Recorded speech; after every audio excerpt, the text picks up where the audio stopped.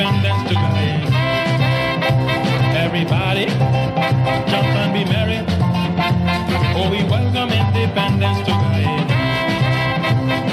Thank you, Britain, for the years of colonial ruling. We now sing songs of praise to remember those happy British days. Independence has its purpose, which will not be a racial curse. We know there'll be ups and downs, but the natives will soon settle down. We welcome, oh we welcome, oh we welcome independence to Guyana. Yeah, yeah, yeah. Everybody, jump and be merry. So we welcome independence to Guyana. Oh, let's go now, come on.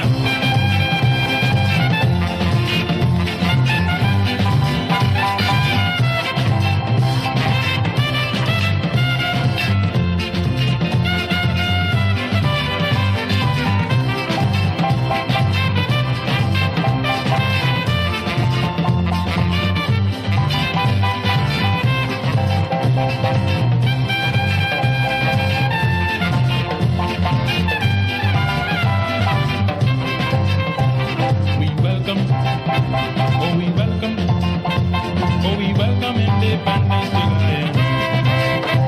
Everybody, jump and be merry. So we welcome independence to Guyana. Hip hip hip, hooray! Hip hip hip, hooray! Hip hip hip, hooray! Oh we welcome independence to Guyana. Everybody, jump and be merry. Oh, we welcome independence to Guyana. Let's go! Oh, we welcome.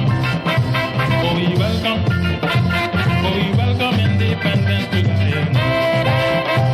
Everybody, jump and be merry. Oh, we welcome independence to Guyana.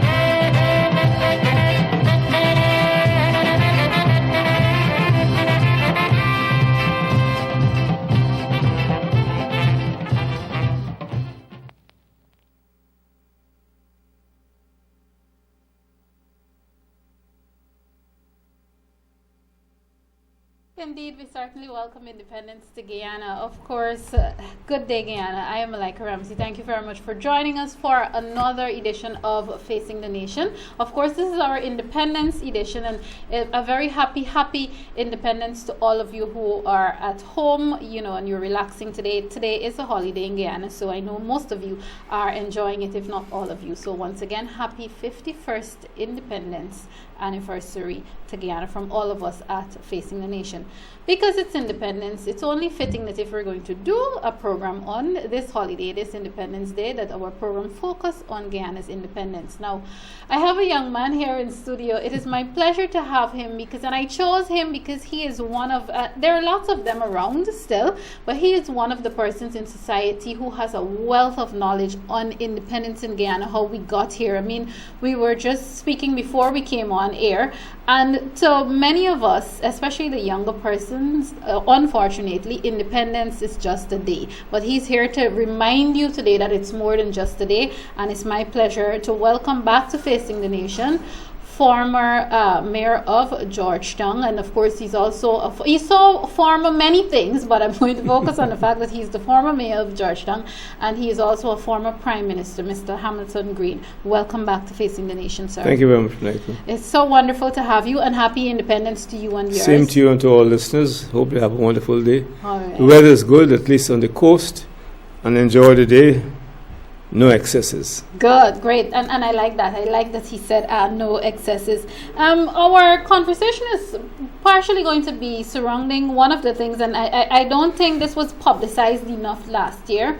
Last year, the former mayor, Mr. Green, a magazine, he did a whole lot to make a magazine public in terms of our road to independence, and the name of it is The Rocky but Righteous Road to Guyana's Independence. The conversation is going to be surrounding some of the information in this magazine, and again, reminding you all that you need to know about Guyana's independence. Before we close the program today, I will also read a very brief message. That is the PNCR's independence message for 2017, but that will happen a little later on in the day. Before we close off, well, I should say after we close off our conversation. I know you've gotten accustomed to seeing two halves of Facing the Nation, but today we're dealing with one issue because independence is very important to Guyana. And you'll hear me calling him Mayor Green because he deserves to keep that title still. Mayor Green. Uncle Hammy. Oh, you see, anything. Uncle Hammy. So yeah, I have to go ahead to call him whatever, respectfully, of course, on this program today. Let's talk about independence. 51 years in. I had a discussion on social media yesterday, and I feel that 51 years in, sir, we still lack a whole lot. So first off, let's talk about what we have really achieved after 51 years. Well, first of all, I think for young people and not so young, they need to put Guyana's independence in its historical context. Okay. Unfortunately, as you move around Guyana, people just see independence as a date and do not touch the significance, the role played by our two early leaders, Forbes Burnham, Chedi Jagan, to gain independence. And the work, labor, and pain suffered by the earlier people, Coffee, M. Martyrs, Critchlow. And so I thought today it would be useful if we do a background. Great. First of all, at the turn of the 20th century, the British had no intention of releasing any of the colonies at all. And in fact, there's an interesting book written by a man called Louis Baiki. It is titled Confederation of the British West Indies versus Annexation to the United States. That was a talk among intellectuals. There was no talk of individual independence for Trinidad, Barbados, Guyana, etc. The reason for that was that by then, the United States had already moved up to become the superpower in the world. Theodore Roosevelt had produced what was known as a Great White Fleet, which went around the Pacific to show the might of the United States. So in the Guyana and the Caribbean, people were saying, should we remain as a British colony, federated, or should we be annexed to the United States as another state? After the First World War, that argument sort of disappeared, or was dissipated, and came on the scene in the 40s, Chedi Jagan and Forbes Burnham. Burnham in particular was quite articulate that independence must be our goal and our objective. But Burnham went further than that. He maintained the belief, the philosophy, the passion that within that independence there should be an independent federation of former British West Indian colonies. And in fact, I don't think we give credit to what I call the three great Bs. They met at Dickinson Bay in 1965, July, long before any of them had independence.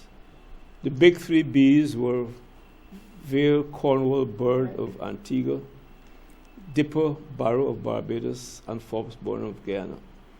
They met and with a passion articulated what we now know as CARICOM. They started even before independence, when the British were unhappy that these guys had talked about federation and they don't have independence. But before that, Guyana had an advanced constitution in 1947 and again in 1953. But that was a terrible time in this world that few people, I think, understand the environment of the world as it was. You can stop at any time because I'm now coming to that. Even talking. Before you go on to that, I'd like to interject on the Burnham, Barrow, and Bird, the three Bs. Now, in Guyana here, we hear about Chetty and we hear about Burnham constantly, meaning their works and so on is still alive.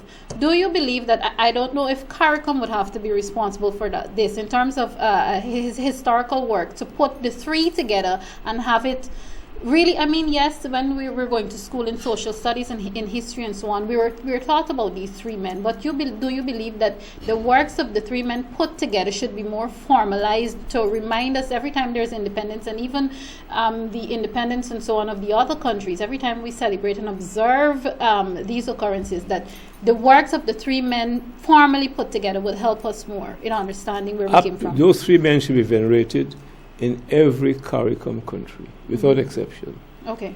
They were brave. Remember that Barbados, Antigua, and Guyana, because of the leadership they had at that time, went out. The others were reluctant, some may say afraid to offend the British. But Burnham, Barrow, and Byrd fearlessly, with courage, sagacity, and a sense of perspicacity, went out at Dickinson Bay in July of 1965 and planted the seed for CARICOM. And every time there's CARICOM Day, there should be no speech without mentioning those three names. I call them the three big Bs.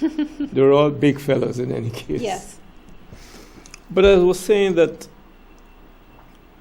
this world was shaped as a result of events of that horrible Second World War in 1930, 1945.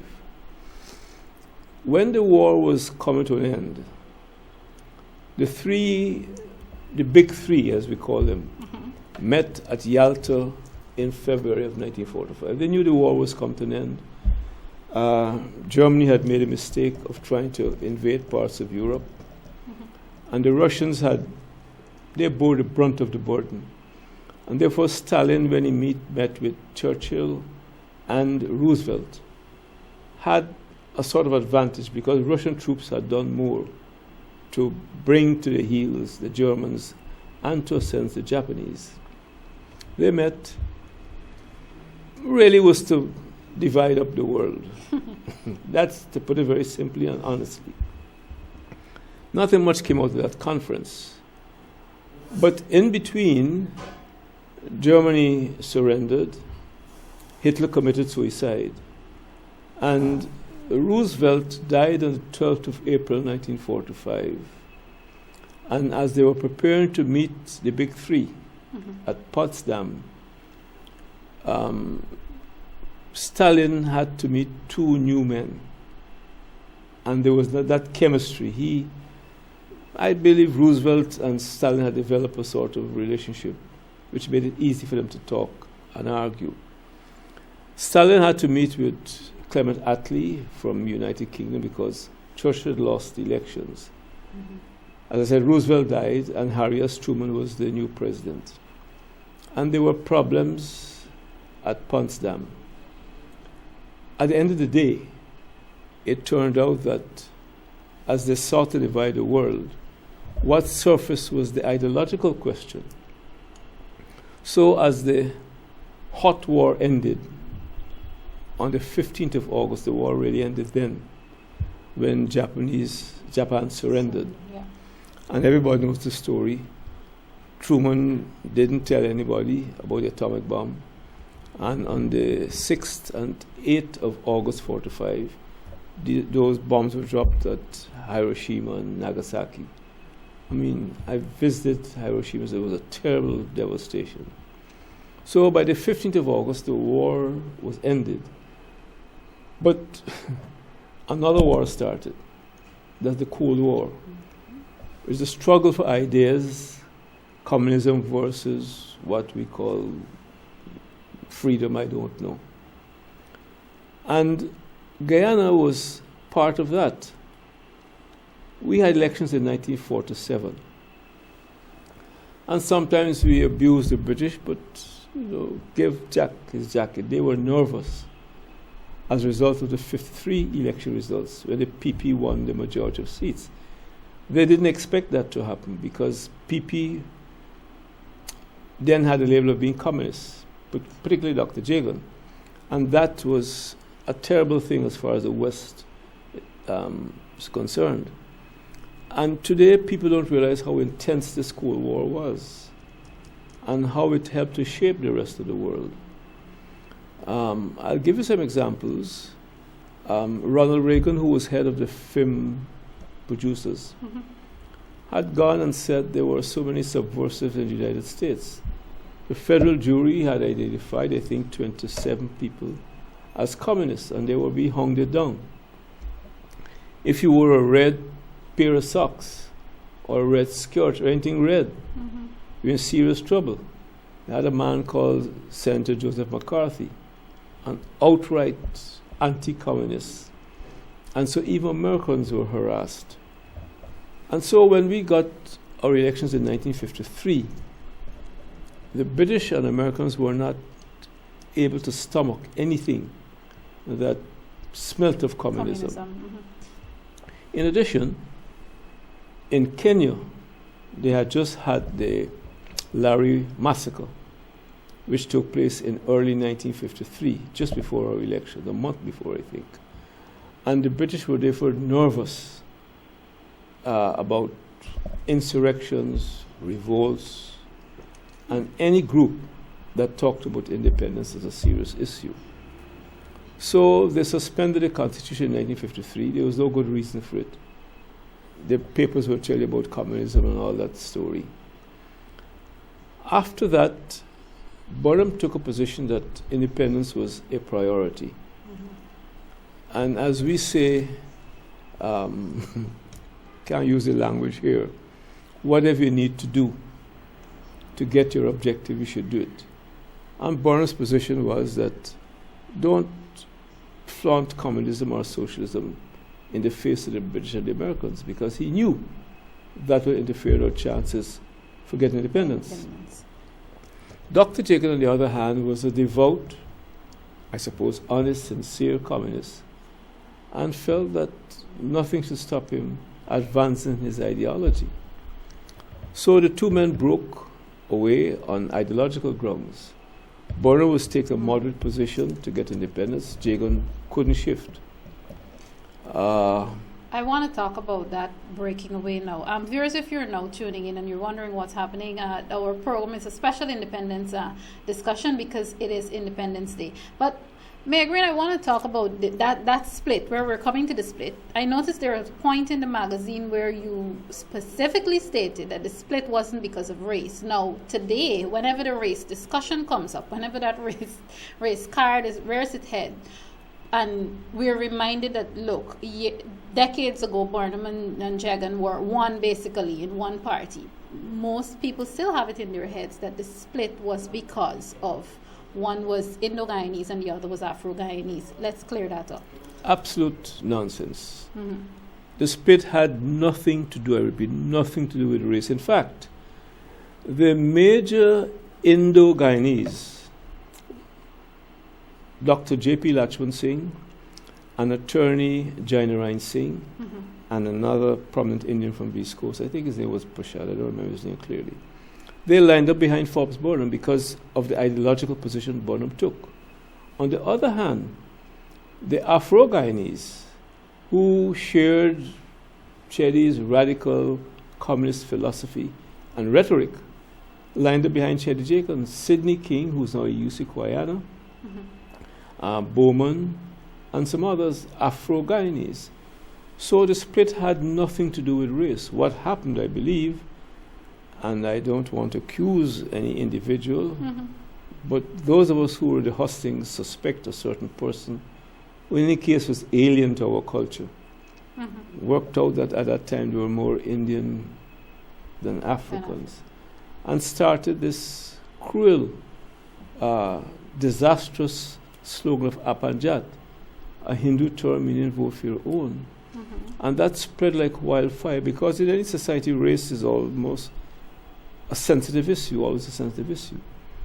And that is the sad history of Guyana.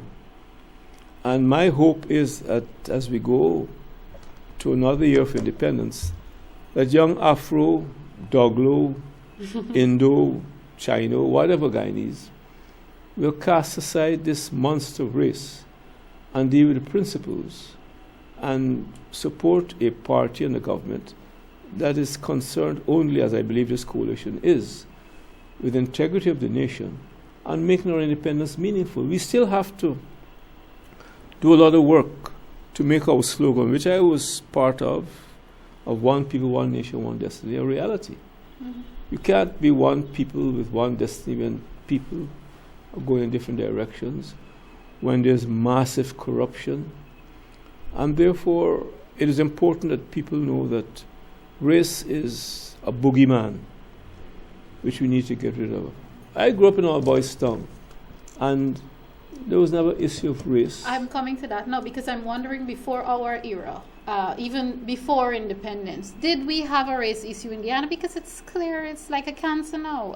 Sometimes we like to bury our heads in the sand and say, look, I'm black, or I'm Afro-Guyanese, and I have Indian friends, and I'm not racist. But the fact is, and I've had this discussion with, I think, with Dr. David Hines and Mr. Freddie Kisoon a few months ago on this very program, when it seems that when election time comes around, we go back into this mode. And both gentlemen were, in a sense, blaming the politicians. We as politicians, we feed off of this and we push it. This is the agenda and this is what we use. Could you compare what happens now and when you were a child, you were talking about whether it was rampant then or if this is something that reared its head after independence? Well, the two things I want to say, and I can defend Burnham to the end. Mm-hmm. Burnham had no interest in race. Okay. It didn't suit his ideology. It didn't suit the numbers that we were dealing with. So those who accuse political parties of funding racism certainly couldn't accuse Burnham and the PNC. Because we had no interest in that. The numbers didn't make sense. I can only share my personal experience. Mm-hmm. I grew up in the southern ward of Georgetown. My father had a drugstore. My mother was an activist, an enormous person. And the only time I experienced race was between Hindus and Muslims. Oh. My father sort of was like a centerpiece to solve many issues. And little boy, I remembered, he always, even the yard where the drugstore was, had to solve issues between Hindus and Muslims, not blacks and Indians. That has been my personal experience growing up in the southern part of Georgia. I believe that's replicated in other parts of the countries where African teachers, policemen, administrators taught Indians who were very grateful, and race never surfaced. The problem, of course, is much deeper. There's always a divide and rule policy by the plantocracy. And at one time, the Afro-Guyanese who were essentially Christianized, and that's another sensitive subject which requires very serious and in-depth discussion so that we're not misunderstood, felt themselves as inheriting the colonial European system, and in a sense felt themselves superior, if any at all, to the Hindu theology and Islamic theology, though Islam never had anything to do with race. And you look around today, if you hear the name Moses, Green, Hamilton, John, you assume right away they're Christian and black. Yes. And that's because the slaves were completely decapitated, had their roots completely severed, even our names. Religion, of course, is another sensitive matter. So the average Afro-Guyanese still carries a European name, except for some of us who've renamed our children. The Indians still carry their Hindu names, their Islamic names. And that tells you the challenges faced by this country as a result of colonial rule. I want to move on now a bit. And I should say move on, pause a bit. Now I want to talk about the leadership of itself. How has leadership, in terms of Guyanese leaders, whether you're in government or you're in the opposition, how has the leadership changed in terms of whether it has improved or not from independence 51 years ago to today? Well, at independence, you had a colossus called Lyndon Forbes Sampson Burnham. And with due respect to everyone else, he has not been replaced. Our present leader, our present president, is an excellent leader. I don't think any human being can do more than he's trying to do. But he's operating in difficult conditions. And we need to give David Granger our fullest support. He's a decent man. He's above all the naughtiness that we've experienced over years.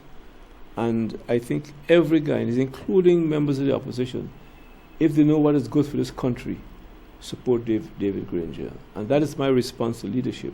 Mm-hmm. You've had Chedi Jagan, you've had the Mavericks, you've had Jack Deos, and less said the better. But I tell you something, I was a young Turk on midnight of the 25th of May 1966. I'd give up my seat to the VIPs. I was in the eastern stand. This is and at when the National Park? Eh? This is at the National Park. Okay. Mm-hmm.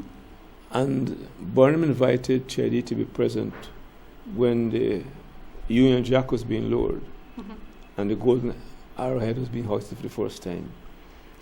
And when Burnham hugged Chedi and Chedi responded, I've never witnessed human energy, hope, as I did that night. When those two men hugged, they called it a bear hug. Guyana said, we have arrived, there is hope. Unfortunately, it didn't last beyond that night. But I say that because the majority of Guyanese wanted to see Jagan and Burnham lead this country. Mm-hmm. Burnham had the intellectual capacity. Chedi had the charisma. And it's unfortunate that the split came because of ideological circumstances. And when the history of this country is written, a lot has to be told about that split and the background to it. Mm-hmm. I've said it before, I think in my book. Give another example. Burnham advised caution. We got elections in April 1953, mm-hmm. when this Cold War, anti-communist thing was at its height. I mean, you too young to understand how hot it was, how hot the Cold War was. You couldn't understand it, except you lived through the period as a political activist as I was. I was a 19-year-old in 53, okay. and felt it in my bones. In 1951, the two Rosenbergs were executed for sabotage, for treason against the United States. Ethel and Julius Rosenberg, they were Jews. A lot of people felt the trial was unfair, but in the heat of the Cold War, that was not important. Appeals failed. They were executed a few weeks after we got our elections in 1953. And Burnham advised, because of the tension at the time, make a statement about the sanctity of life, but don't get hepped up over this story. Mm-hmm. Chedi didn't understand that. He didn't understand the technique, the guile, the sagacity of Burnham in dealing with these matters. Because indeed he had different ideologies. Have an ideology one time, but you must learn to survive and to deal with extant circumstances. We see the world as it was. That's why when I began to speak, I'm trying to make a nexus between the world and Guyana. Mm-hmm. And after that, shortly after, there was a suspension of our constitution, completely unfair suspension. Because what did the boys do? They talk about socialism, they talk about changing the world. But I gave that as an example to show that the one man had a vision for the future. Independence was the objective. And whatever you had to do, let's get it done. Chedi, on the other hand, felt that, no way. And the trouble is that when the Rosenbergs were executed, the West began a very subtle but successful propaganda to tar the PPP. Because Mrs. Jagan, who was always considered the top person in the PPP, was a Rosenberg. Her maiden name was Rosenberg. So the propaganda went around that here was Chetty Jagan's wife, a Rosenberg, a Jew. These people were anti-American. They were convicted of treason, trying to sabotage the United States, sharing atomic secrets with Russia. But in my book, I said I believed her when she said they were not related. But that's not important. In this world, perception is what matters. Yes, it does. Perception caused the First World War. So that a politician has to be keen enough not to ignore perception. And that goes right through to today's politicians. Understand perceptions are important. You have to deal with it. It's not what is, it's what is perceived. If a man is walking the street there, he used to be a thief. He no longer steals, but he has a bag in his hand. The police will assume he has something stolen inside. A perception that he's still a thief. He can't do anything about it. And that is the problem we've had in Guyana. I'm coming to know how, and this goes to both government and opposition, how are our politicians faring when it comes to perception? Are we ignoring perception? There are signs that some politicians on both sides of the divide seem to feel that what the people say is not important. It's what I know I'm doing or what is being done. I think that's a fatal mistake of any politician. Okay. I've been through the mill since 1953. You can't ignore perception. You've got to deal with it. If somebody calls you a thief, you're not a thief, present the evidence that you're not a thief. Or you did not steal this pen. You didn't steal this guava. And I say so publicly. The coalition and the PNC in particular, I think we need to strengthen our what we call public relations. Because we deal with other young people who don't understand the history of this country. And if you don't know where you came from, you don't know where you are, and you can be easily misled by strange forces. And from schools, from the church, the mosques, the temples, we've got to, open inverted commas, educate our young people as the background to this country, what made Guyana, what we need to do to secure our integrity. Take gold. Guyana was created because of gold. But the truth is, El Dorado really existed. Have we done enough over the past 10, 20 years to ensure that that mighty, valuable mineral, that the beneficiaries are those pork knockers, tengar, ocean shark, those people who face the waterfalls, the rapids, the jungle, lived with pork for months, that their descendants are the main benefactors and the beneficiaries of the gold. That's what I would do without apologies. Other people must not come in to reap the benefits of the work done of our slave and indentured ancestors. And it worries me sometimes that because of legal conditions, that other people are the beneficiaries of this patrimony. Are you concerned that the same thing may happen with oil? Concern may be a strong word, but I suppose it's a good word.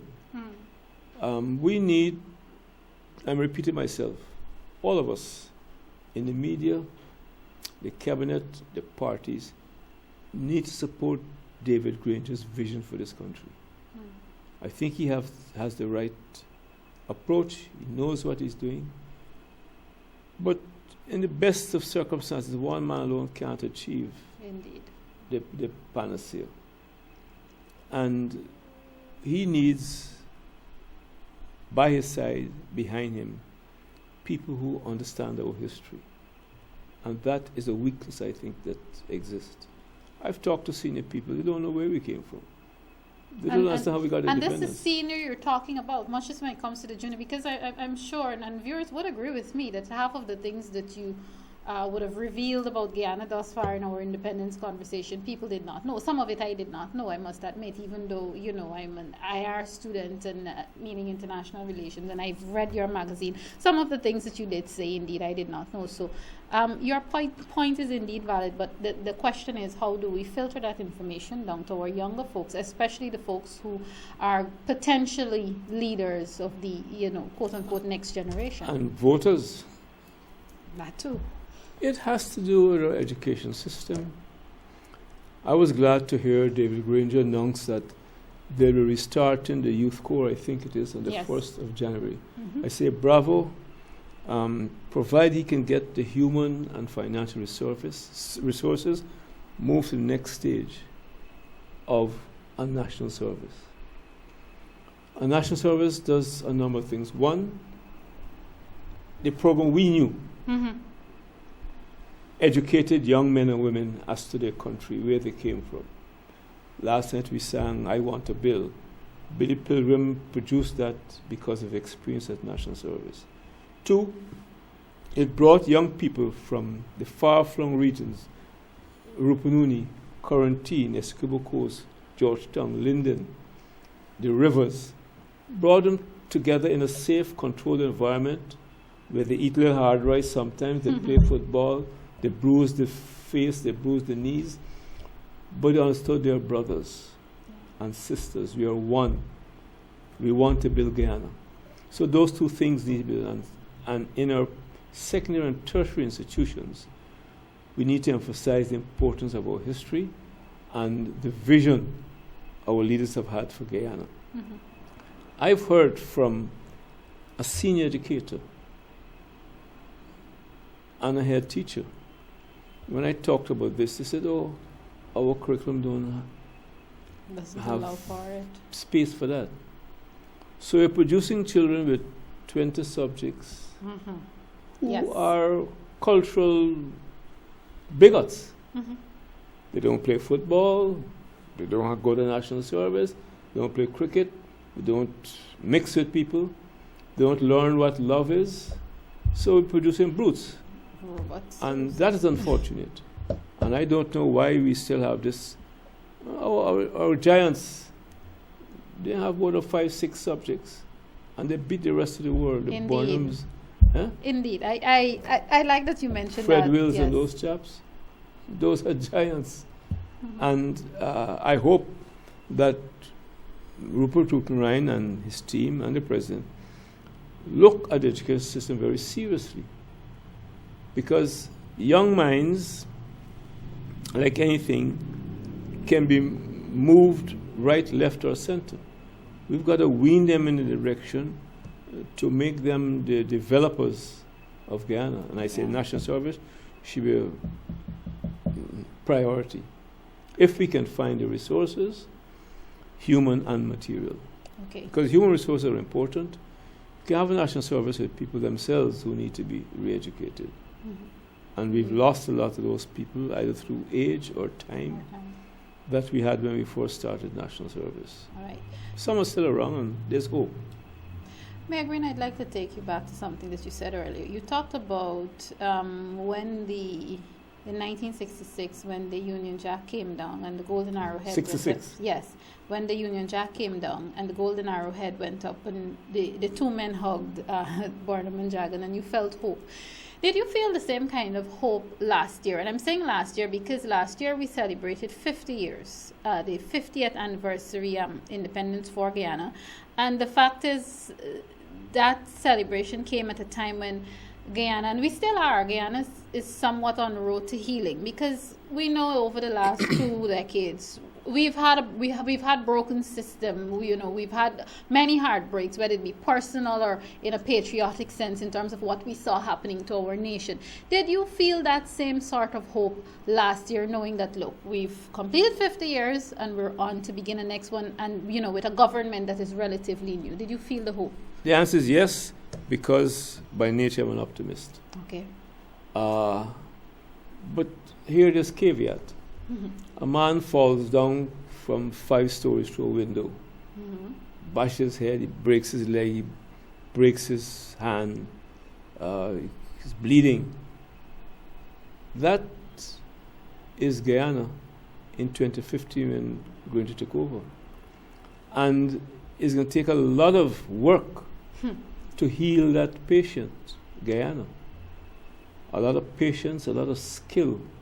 I said two things, a will and a skill. I think, and I know the president has the will.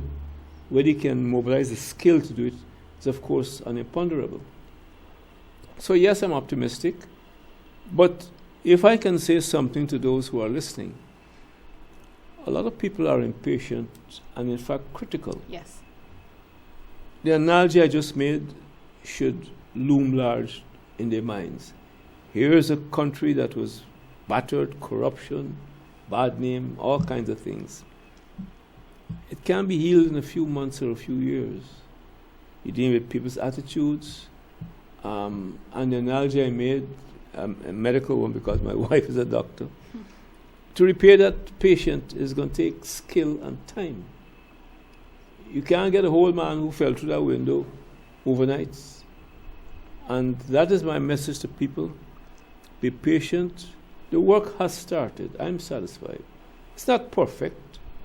We could expect perfection in circumstances where Granger took over a fractured economy. And more than that, a mindset among some people. I met a young constable a few weeks ago, and he was complaining to me because I helped him get a job. He's called me big man. He said, big man, transform it to a place where I can't get any runnings. No, he's talking to me. To you, exactly. That's a problem. And there was no shame or reluctance to make that point. He said to transform to a place where I can't get any runnings. As though it's normal, this should be happening. Well, he believes that these runnings, I know what we mean by that, yes, is part of the new culture. He's talking to me and complaining he wants me to intervene. So that Transform to a post where he can get his runnings. He can get runnings. Now, and this is a young man in his 20s. That's indicative of the damage that has taken place within the culture of our society. And that's only an example because it struck me. He stopped me in my car to make that statement. He wants me to intervene. They move him so he can't get his runnings. But he was, I suppose, simple and bold. Others feel the same way. The police force, the constabulary, all over, the public service. And Granger has a massive task on his hand. Mayor Green, how do we, because I'm asking this because I honestly don't know. These things have indeed become a part of our culture. How do we change that? Do what? Do we go into the homes? Do we go into schools? Because you're talking about people as old as 30, 35 maybe, who unfortunately has these kind of characteristics in them because it has become a culture. How do you wipe out 30 and more years of that damage within an individual, within human beings? Let me give a simple but foolish reply. We need a kind of cultural revolution. But to be serious, we need to get on board the churches, the mosques, the temples, social activists, and our teaching profession. Our religious leaders need to preach a relevant theology. I go to some of the churches and they sound good. A lot of noise sometimes. But are they preaching a theology which helps to deal with that mindset we talked about a moment ago? That is the problem. And I don't think many of our churches, mosques, and temples realize the massive responsibility they have and task to repair a fractured system. I haven't given you a clear answer because that would call for professionals to look at it to see how it has to be done. But the work has started in some way. I've gone to some churches. They've got young people going out, helping other people. But work has started.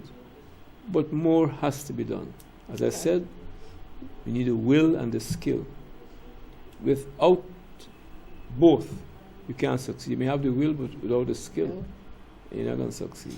I agree, and our conversation has certainly been an interesting one, of course, but I can't let you go just yet as I prepare to wrap up this discussion, which I learned a lot, and I know many of you at home, and this is the good thing, it's a holiday, so you're at home and you can pay attention and you can listen.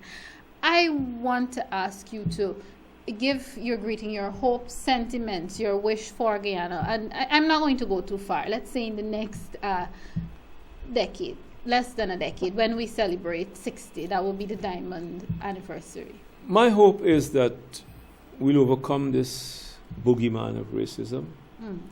2, that people will be regarded based on the content of their character and not the color of their skin or the texture of their hair. First major obstacle, because it's deep, that we can arrest the human hemorrhage that is evident. People are still moving to the north. I go to Trinidad, I meet West Indians. The worst was I went to a site in Antigua, and people just called me. I thought I was in Guyana. Contractors, the pilots, workers. You go to parts of the United States, and people just call at you. How we arrest that is not easy, because already you have established family units outside. My wife is an example. I'm an example. I'm here alone. I've got 11 children and none of them are here. My wife has siblings. They're all abroad. How do you get them back?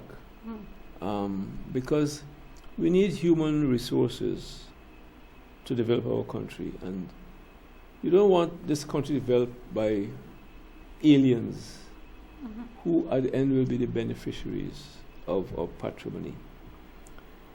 These are challenges that David Granger has to deal with, monumental challenges. But I know he has the will, and he has to mobilize around him men and women who share his passion, share the dream, because you've got to begin with a dream. Yes. You've got to begin with where I want to go. And even though the road to get there might be rocky and rough, we're going to walk it together.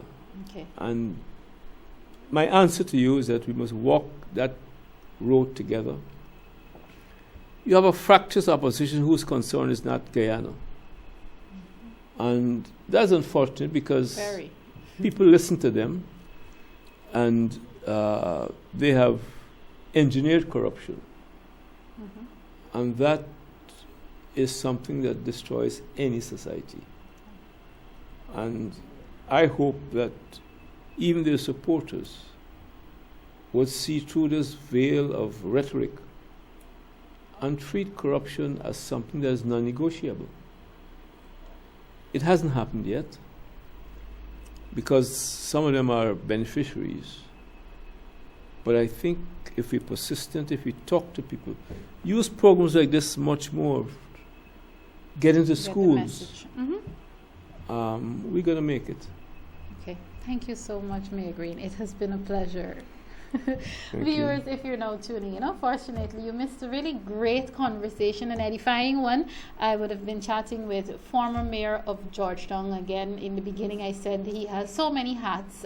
He has achieved so much in his lifetime, and I'm sure he has a lot more to achieve, especially when it comes to passing on knowledge to us who are a lot less knowledgeable than he is, and wise. He's also wise.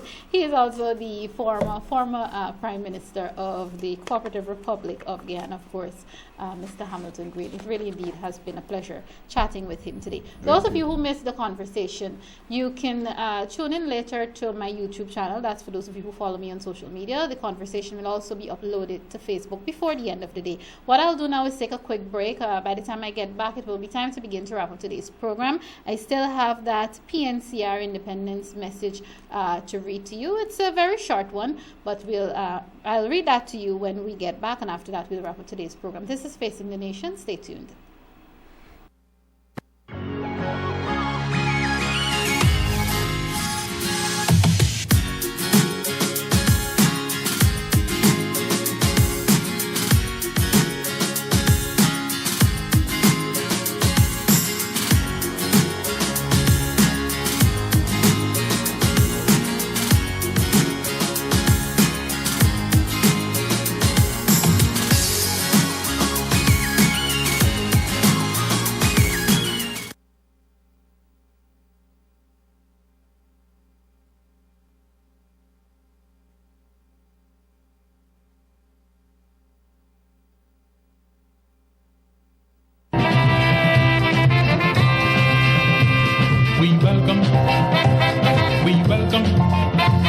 We welcome independence to Guyana. Everybody, jump and be merry. Oh, we welcome independence to Guyana. Thank you, Britain, for the years of colonial ruling. We now sing songs of praise to remember those happy British days. Independence has its purpose, which will not be a racial curse.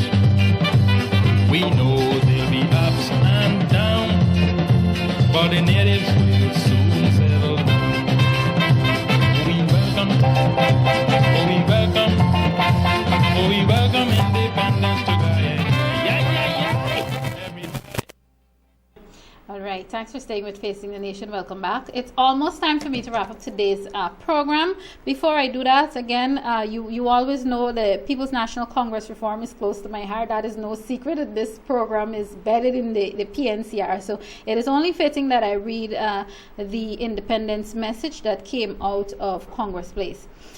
As we celebrate the 51st anniversary of Guyana's independence, the People's National Congress Reform, PNCR, salutes all Guyanese, both here at home and our brothers and sisters in the diaspora, on our achievement of yet another year as a politically independent people and country.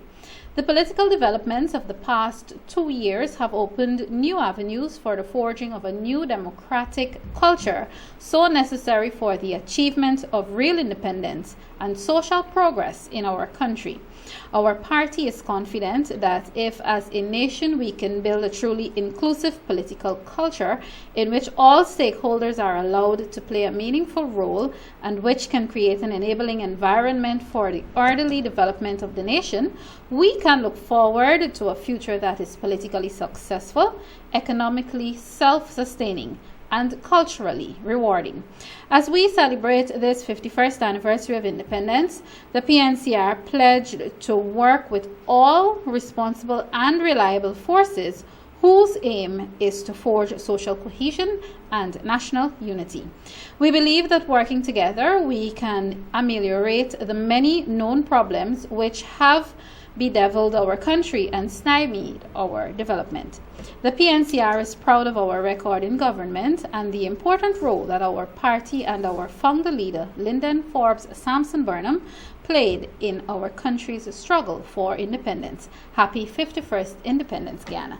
And of course, that message is from the People's National Congress Reform on the occasion of Guyana's 51st anniversary, independence anniversary. I should also remind you, even though as the months go by, you're going to be seeing a lot and hearing a lot coming from the PNCR and of course Congress Place there, as the PNC also prepares to celebrate 60 years of its existence. So there's a lot of celebration and observation going on, and we thank you for that. Again, I always like to remind you that the People's National Congress Reform is the largest political party in our APNU+AFC government, which is a partnership coalition government. Well, that is just about all the time I have with you on today's program. I'd like to take this opportunity because I know it's a holiday and it's Friday and most of you are going to want to have some extra fun, more fun that you usually do. I think the former mayor earlier reminded you to be not too excessive. Yes, I think that's the word he used. Don't be excessive. That means do not drink and drive. Even those of you who are not driving, you should never drink. You should never consume alcohol to the point where you don't know yourselves, even though you are not driving. So again, to use his word, please try to not be excessive. I am Malika Ramsey. It has been great on this holiday. I'm happy that you tuned in once again. Thank you so very much to the former Mayor Green who was here, Mayor Hamilton Green. And again, he did share a wealth of knowledge with you. Just a reminder, those of you who missed that conversation or you only got half of it, the entire thing will be uploaded to YouTube before the day's end, and it will also be posted to my Facebook channel. Again, I am Malika Ramsey. This has been Facing the Nation. Big up Guyanese citizens. Take care of yourselves. Take care of each other. And again, happy independence.